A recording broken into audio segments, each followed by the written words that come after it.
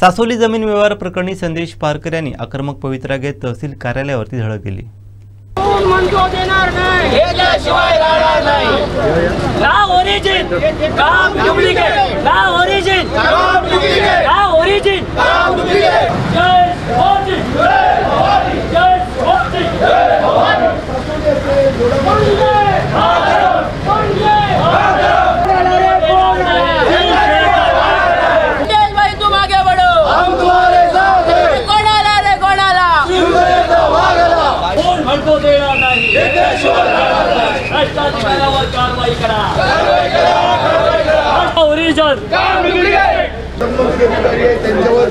Action घेतो काय झालं ते ऍक्शनचं 17 महिने त्यांचे कोणी हात धरले।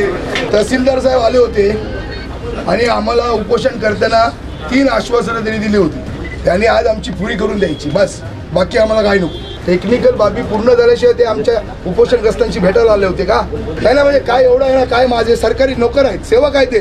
तहसीलदार म्हणजे काय, कार्यकारी दंडक अधिकारी जरी असले तरी जनतेचे सेवक आहेत ते। मग काय मस्ती या लोकांच्या समोर कसले लपता? त्या शेतकऱ्यांना त्या प्रॉपर्टीमध्ये घुसवल्याशिवाय राहणार नाही, लक्षात घ्या। तर आमची मालकी आहे, कोण संबंध कोण ओरिजिन असेल त्याचा भाग ठरवू दे त्यांनी। आम्ही गप्प राहतो, आमच्या सहनशीलतेचा अंत कोणी बघू नये एवढं म्हणणं आहे। तुम्ही अनधिकृत बेकायदेशीर सनद केली तर कशी रद्द करायचा नंतरचा विषय, तुम्ही दिलेत कशी? मी तुम्हाला काय म्हणतो, तहसीलदार म्हणून विचारतो मी, अमोल पवार म्हणून विचारत नाही तुम्ही। मला एका प्रश्नाचं उत्तर द्या। बेकायदेशीर अकृषिक सनद रद्द करण्यानंतरचा विषय, तुम्ही आधी कागदपत्रांची पूर्तता केल्याशिवाय दिलीत कशी? तहसीलदार म्हणून, पवार म्हणून नाही। परत तुमच्या लक्षात घ्या, दिलेली जी आहे की बरोबर आहे, याचा तपास केला, तेच तपास चालू आहे ना साहेब। कोण करणार? सांगतो कलेक्टर साहेबांकडे। तुम्ही करणार नाही, तुमच्या अंडर तुमच्या खाली जे कामगार आहेत, कर्मचारी आहेत तुमच्या ऑफिसचे, फायनल सही तहसीलदार सही, पण त्याच्या आधीची कागदपत्र मी तुम्हाला काय म्हणतो, तहसीलदार म्हणून मी जबाबदार आहे ना साहेब। मी जबाबदार आहे। इको सेन्सिटिव्ह झोन मध्ये बांधकाम कसं करायला दिलं, मला उत्तर द्या। का नाही तुम्ही पाडलं? आणि मोजणीचे अधिकार, म्हणजे तुमचा विषय नाही तो, भूमी अभिलेखचा मोजणीचा अधिकार महसूलला आणि भूमी अभिलेखला नाही, तो दिवाणी कोर्टाला आहे। तुमचे अधिकारी तिथे जातात कसे भूमी अभिलेखचे? त्या ओरिजिन कंपनीचं सगळं जे चुकीचं आहे ते सगळं खाली झालं पाहिजे। 350 एकर जमीन समजा त्यांनी विकत घेतली असेल, संपूर्ण नकाशाची मोजणी झाली पाहिजे, हिस्से ठरले पाहिजेत, धडे वाटप झाले पाहिजे, स्वतंत्र सातबारा झाले पाहिजे, कुठची जागा ही ठरली पाहिजे, नंतर मोजणीचा अधिकारी तिथे गेला पाहिजे। दिवाणी कोर्टाचा निर्णय झाला, अधिकारी जातात कसे? मग म्हणून माझं बरोबर आहे ना, मग हे कशामुळे झालं? नाही, मग मला चला दाखवा अधिकारी, मला पर्याय पाहिजे। मोजणीच्या वेळेस सगळ्यांना नोटीस दिली होती, बरोबर, सातबारावर जे आहे ते सगळ्यांना दिली होती। आता मोजणीमुळे काय झालं तर सगळ्यांना ऑब्जेक्शन द्यायची मुभा आहे, त्याप्रमाणे घेतले पण गावकऱ्यांनी आणि आम्ही थांबलो पण, म्हणजे मोजणी पुढे आम्ही केलीच नाही। पण मोजणी जर झाली असती समजा, आम्ही यासाठी पारदर्शकता आली असती, म्हणजे म्हणजे गावकऱ्यांना संबंधित धारकांना कळालं असतं की जमीन कुठं आहे, काय आहे, वहिवाट कुठं आहे, पण ते मोजणी झाली नाही, त्याच्यामुळे तिथंच थांबली। आता माझी उजळणी तुम्ही घेऊन तुम्हाला आधी अधिकारच नाही। सामायिक मिळकतीमध्ये पोट हिस्स्याची मोजणी करण्याचे अधिकार हे कोर्टाला आहे, तुमचे आणि महसूलचे अधिकार काढून घेते कोर्टाने। सुप्रीम कोर्टाचा 2003चा निकाल आहे, तुमचा संबंध काय? ताबाचा जो हुकूम आहे तो झाल्याशिवाय त्याला ताबा देता येणार नाही। हे गेले कसे? याला नाही अधिकार, त्या वाशियाला कळू दे या तालुक्यामध्ये आम्ही काय किती जमिनीचे मालक आहोत, की झालो भिकारी, की गेलो झाले उपरो, की झालो आम्ही बेदखल, कळू दे आम्हाला। एक श्वेतपत्रिका काढा साहेब। आमचा साहेब तुम्ही ना म्हणजे काय म्हणतो, संताप झालेला आहे, संताप। न्याय मागायचा कोणाकडे? तुम्ही सरकारी कर्मचारी, तुम्ही न्याय देणार, तुम्ही देत नाही, तुम्ही कोर्टात पाठवता, तुम्ही उलट करता आणि जा कोर्टात, त्याने पोलिसांचं बळ, आम्हाला नोटीस आहे। अरे आम्ही जिल्हावासी, आम्ही भूमिपुत्र आणि ओरिजिन वाल्याला संरक्षण, आता पोलीस तिथे आहे। सातबारावर मालकी आहे ना, ओरिजिनची मालकी दिसते ना तुम्हाला, ही मालकी आमची आहे, ही मालकी आम्ही जाणार आणि आम्ही ताबा घेणार। तरी सर तुमच्या माहितीसाठी पोलीस म्हणून तुम्ही यायचं नाही, तुम्ही तहसीलदार म्हणून यायचं नाही। जर तुम्ही न्याय देऊ शकत असाल तर आम्ही जमीन मालक, आम्ही म्हणजे जमीन मालक, हे तिथे जातील आणि त्यांच्या जमिनीची मालकी त्यांच्या ताब्यात घेतील। चला येऊ, तुमचं लेखी द्या.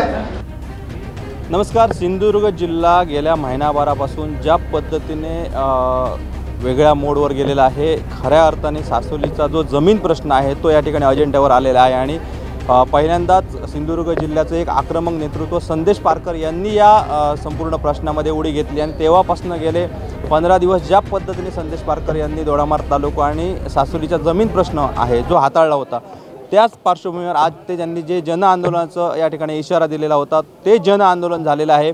स्वतः प्रशासनावर संदेश पारकर या ठिकाणी आक्रमकपणे तुटून पडले, अनेक प्रश्नांचा भडीमार केला, तहसीलदारांसमोर अनेक प्रकारचे प्रश्न त्यांनी मांडले. येथील जे महसूल प्रशासन आहे, भूमी अभिलेख आहे, वन विभाग आहे, या सगळ्याच खात्यांवर अगदी पोलीस प्रशासनावर सुद्धा अनेक आरोप या ठिकाणी संदेश पारकर यांनी आंदोलनात केले.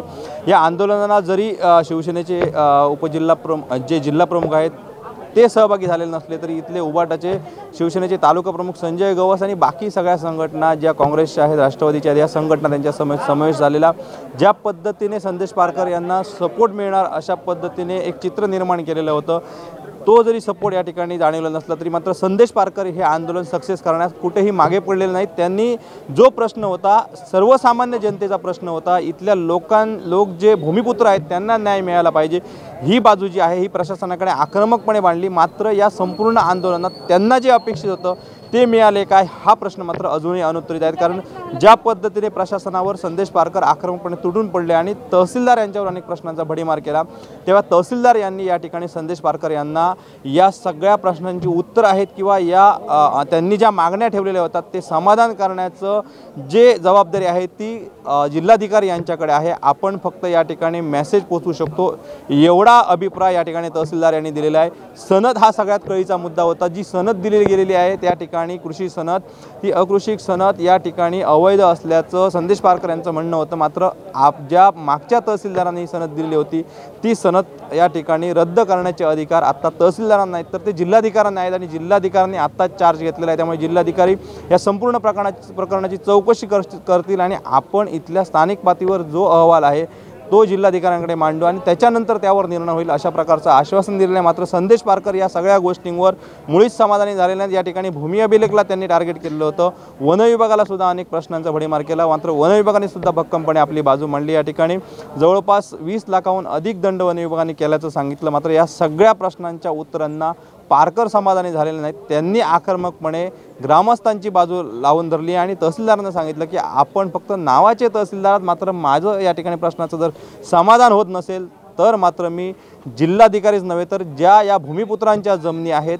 आणि त्या ठिकाणी कुठच्याही प्रकारची पोट हिस्सा या जमिनीची निश्चिती झालेली नाही. त्यामुळे ज्या पद्धतीने ओरिजिनने स्थानिकांच्या जमिनीवर कब्जा केलेला आहे तर स्थानिकांना घेऊन निश्चित त्या जमिनीवर आम्ही कब्जा करू आणि त्यावेळी मात्र प्रशासनाने आपल्याला अडवता नाही अशा प्रकारचा आक्रमक इशारा जाता पारकर यांनी दिलेला आहे. इतकंच नव्हे तर येत्या 25 पासून 27 पर्यंत जिल्ह्याचे जे पालकमंत्री आहेत ते जनता दरबार घेतात. प्रसंगी त्या जनता दरबारात सुद्धा सासोलीचा प्रश्न आपण या ठिकाणी मांडू. जनतेच्या प्रश्नासाठी आपण सातत्याने लढत राहू आणि हे आंदोलन इथे थांबले नाही तर ही सुरुवात आहे. त्यामुळे येत्या काळामध्ये प्रशासनाने यातून जर धडा घेतला नाही तर निश्चित यापेक्षा मोठ्या आंदोलनाला आणि प्रशासनाला अनेक गोष्टींना सामोरं जावं लागेल अशा प्रकारचा कडक इशारा जो आहे तो या ठिकाणी संदेश पारकर यांनी दिलेला आहे.